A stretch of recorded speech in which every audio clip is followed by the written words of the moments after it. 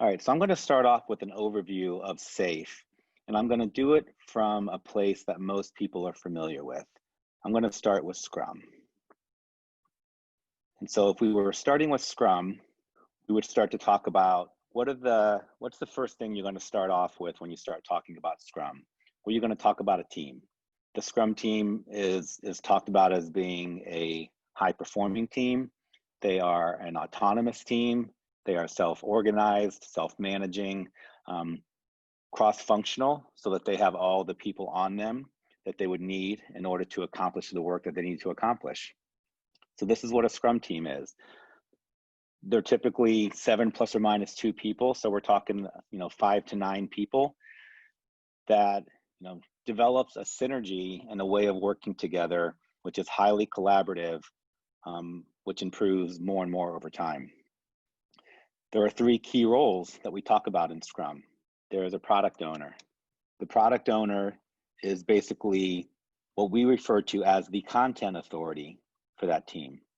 And by content authority, we mean this is the role that controls what the team works on. They're responsible for prioritizing the work, for making sure it's very clear to the team what needs to be accomplished, what the vision is. Really just setting the stage for what work needs to get done by the team. That's the product owner, the content authority that controls what the team works on. Then you have a role called the Scrum Master. The Scrum Master on the team is what I'm going to refer to as the execution authority. And by that, I mean, they have authority over the process that the team follows. Not that they dictate the process, but their job is to make sure that if the team's doing a pure Scrum process, that they help the team understand the tenets of that process. They help the team conform to the working agreements the team came up with. And really, help that team over time become more and more of a high-performing team so that they execute well against the work that the product owner prioritizes for them. So we're going to talk about the Scrum Master being the execution authority. And then lastly, you have the team members. These are the folks that know how to do the work that the product owner prioritizes. Depending on what kind of team it is, if it's a typical development team, you're talking developers, testers, maybe business analysts. If you're talking a business team, you may have more analysts or other business type roles that are working on those teams. So Scrum teams can be very different kinds of teams. So your team members are really, again, the cross-functional team members that know how to do the work that the team is responsible for delivering. And so in that regard, I'll refer to them as the technical authority, because they have the authority over how the work gets done from a technical perspective. So we have content authority, execution authority, and technical authority as the 3 roles within a Scrum team. Well, how do Scrum teams work? Well, they work off a backlog. So they have a backlog. This backlog has work sitting on it that the product owner prioritizes. What we typically talk about being on a team backlog are user stories. Now, I know there's other types of work that could sit on a team backlog, but for this simple example, we'll just talk about those as being stories. A story is a piece of functionality provided by the product owner that accomplishes ideally some business goal. A small piece of business goal, but it basically accomplishes something that would be of value to whoever the user is or the consumer is. These stories are worked on by the team, and they work on them within the context of a time box. Within SAFe, we're going to call that time box an iteration. And typically, and there can be variations, but they're usually 2 to 4 weeks, which I'd say 2 weeks is the most prevalent duration for an iteration. So a 2-week time box a team works within. Within that 2-week time box, the goal is to finish that story. And by finish, we mean if they're a development team, it's working, fully tested software that is of the quality that it could go to production if it was ready to go to production. But at a minimum, it's fully tested working software. Again, depending on what kind of team you are, the definition of done for that story may be different. But whatever it is, it represents some demonstrable value that you can receive feedback on. And so when you look at from a team perspective, they continue to execute in a series of sprints, one after the other, continuing to implement the functionality of stories provided by the product owner. So let's talk about what goes on within a sprint. We talk about sprints having a cadence. The same thing happens throughout the sprint. On day one of the sprint, you have a planning session that essentially is where the team will plan which of these stories they're planning to do within the sprint. That happens the first day of every sprint. Throughout each sprint, you have a stand-up. It's a daily meeting where the team synchronizes on their plan, talks about what they accomplished yesterday, what they're going to accomplish today, and what's in their way of actually completing what they planned in that sprint. Oftentimes in middle of sprint, there is a backlog refinement session where the team is preparing and getting stories ready for the next sprint. You've always got to be preparing the next sprint of stories for yourself. And then when you get to the end of the sprint, there's a sprint review where the team demos what they accomplished, and they look at some metrics that give an indication of did they actually accomplish what they were trying to in terms of their goals, quality, things like that. And then lastly, the team does a retrospective. What went well that sprint, what didn't go so well, and what can we do next sprint to actually improve the way we executed. So the retrospective is all about executing better and becoming a higher performing team. So that essentially is what Scrum is. You've got a cross-functional team working on stories within a 2-week time box in a set cadence of activity that allows them to produce ideally working software if they're a technical team, or a working version of whatever it is they're producing at the end of that sprint. Well, this is great. This model has worked for many years for individual Scrum teams. And so what starts to happen over time, as you become a larger and larger organization that has more and more of these individual Scrum teams with dependencies across them, it gets more and more difficult for those individual teams to manage those dependencies, particularly when they're not actually on the same sprint schedule.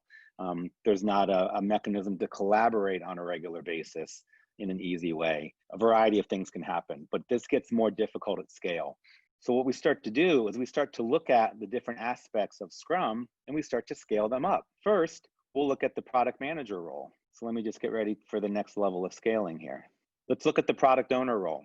The product owner, as I said, was the content authority. They're making sure the team knows what it is they need to work on. Well, in Scrum, that content authority has to be both business facing or market facing, understanding where the market's going and the vision and the roadmap and sort of the big picture of what's happening, managing all the stakeholders that have an interest in what that team's doing. But the product owner also needs to be there for the team day to day to make sure they understand what needs to happen, give them feedback on their stories, accept their stories when they're done. So that's very difficult for that role to be doing both that business facing and that team facing function as scale happens. And so what we do is we start implementing the next level of scaling, and we're going to call that role the product manager or the product management team. That could be a team of people. And what we're basically going to say is that the product owner role scales up to that product manager role.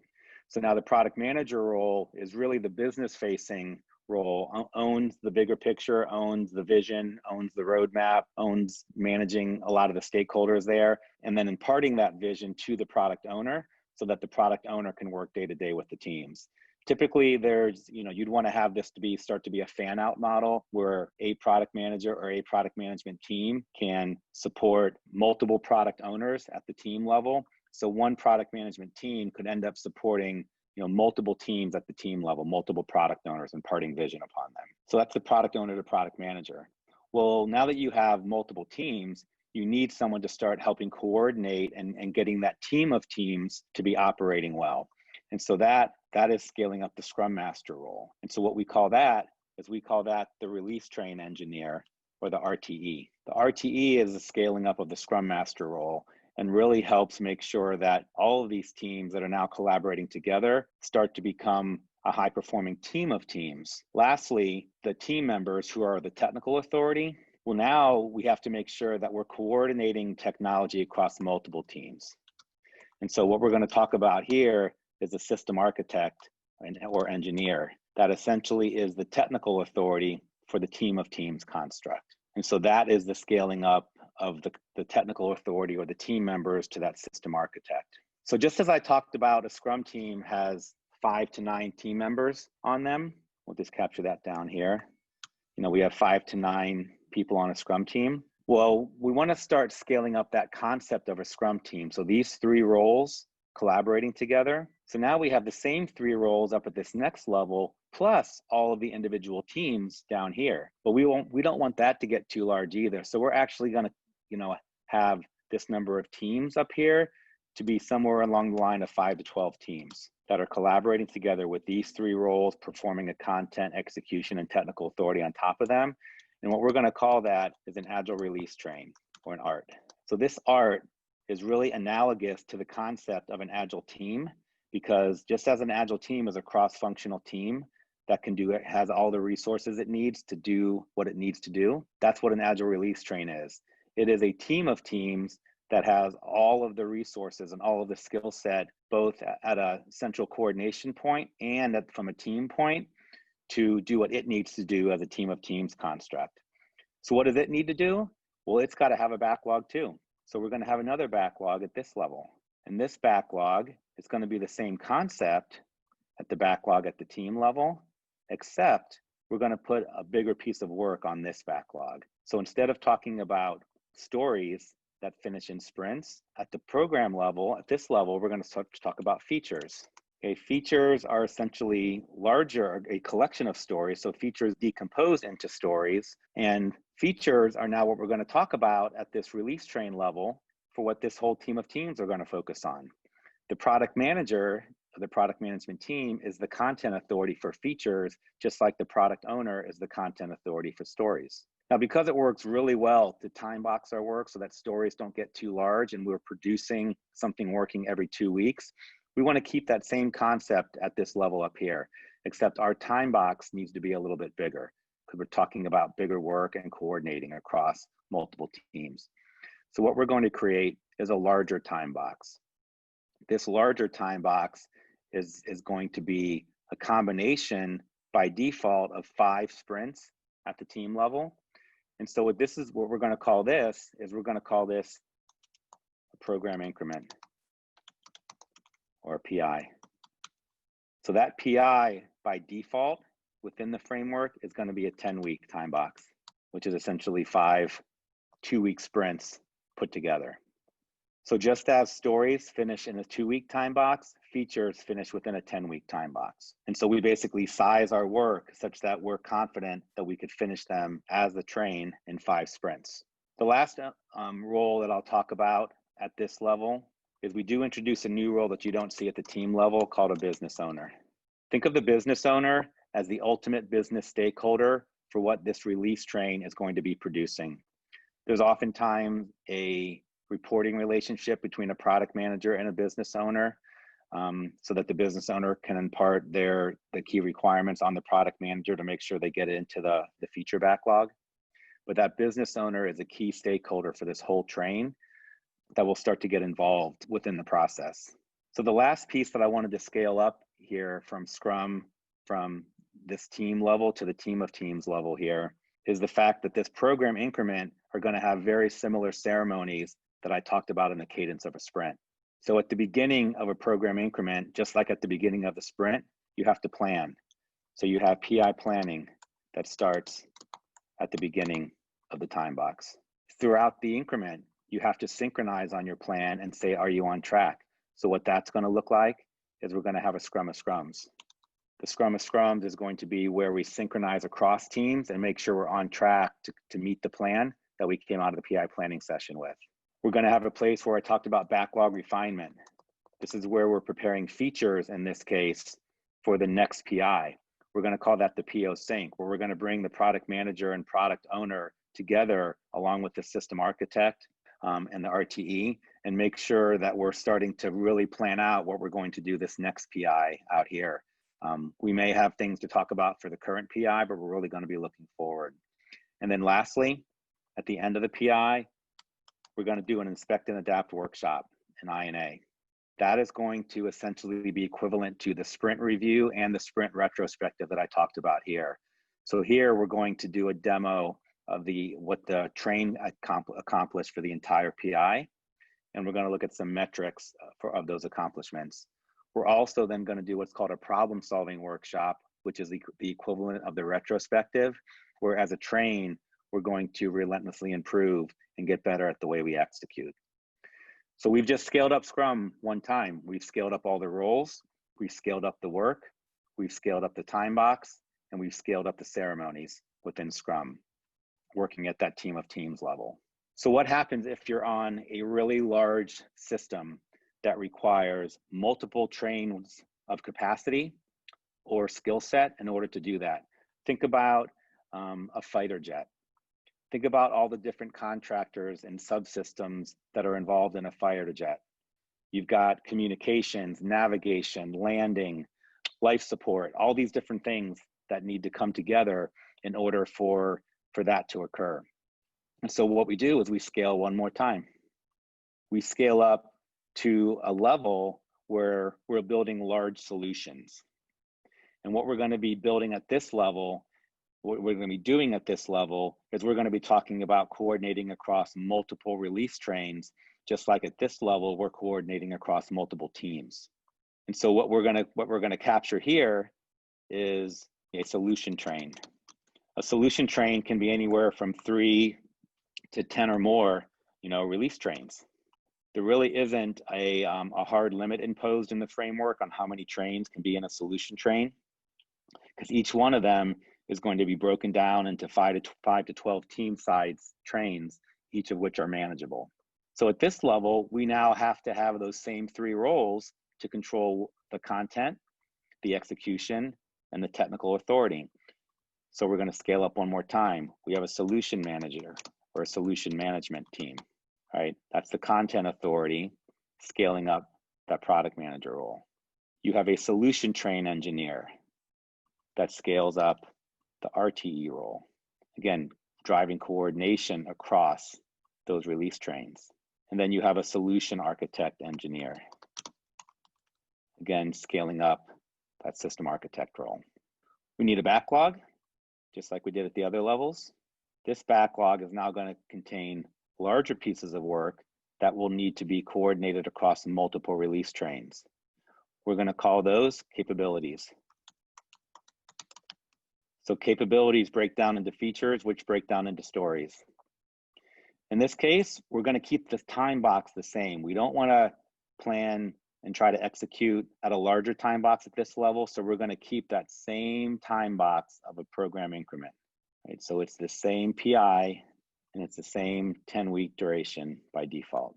But now, in order to finish capabilities in this PI, I have to break those capabilities down into features and give them to the various release trains so each one of them can finish their feature in the PI. Thus, we finish collectively as a solution train the capability in the same PI.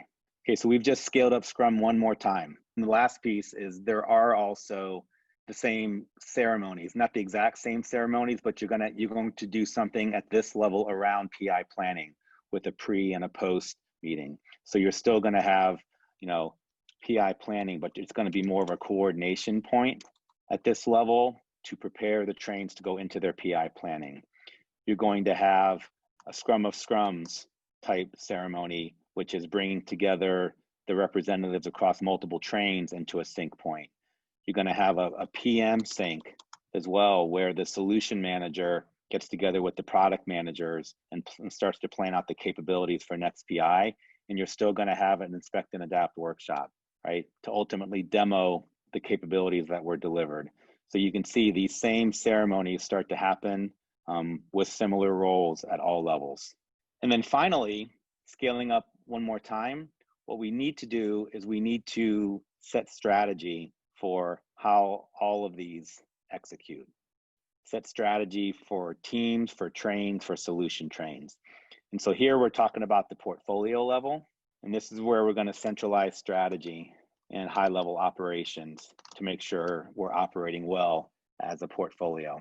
So this isn't going to be as clean of a scaling up of all the concepts of Scrum at this level, because at this point, it's more about setting strategy and steering as opposed to executing within a time box. And so we're not going to have these exact same 3 roles that scale up to this top level on the safe big picture. You'll notice once you actually dive into and get more into the portfolio level, you'll find that there are equivalent roles that perform these duties at the portfolio level, but there's a number of collaborating roles. So Scaled Agile has chosen to keep them more behind the scenes of the big picture than on the big picture. One role that they do put on the big picture that is a direct scaling of the lower roles is the enterprise architect. The enterprise architect is a clear scaling up of the solution architect and is really responsible for being that technical authority for everything in the whole portfolio. These other two roles, the solution management role, so the content authority and the execution authority, at least on the big picture, are not explicitly mentioned. Solution management, there's essentially business owners that live at the portfolio level. There's portfolio managers that live there, and they collectively perform that content authority function, but there's no one role that's defined for that. And coordination at this level is not specifically in an STE role, but there is the concept of an Agile PMO that does perform a lot of that operations type function. So there is an Agile PMO that lives at this level.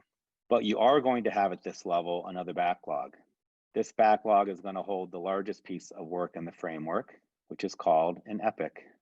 Now, for those of you that come from Scrum, you know that Scrum basically has epics and stories. So an epic is just a really large story. The issue comes in is that it doesn't really say how large the epic could be.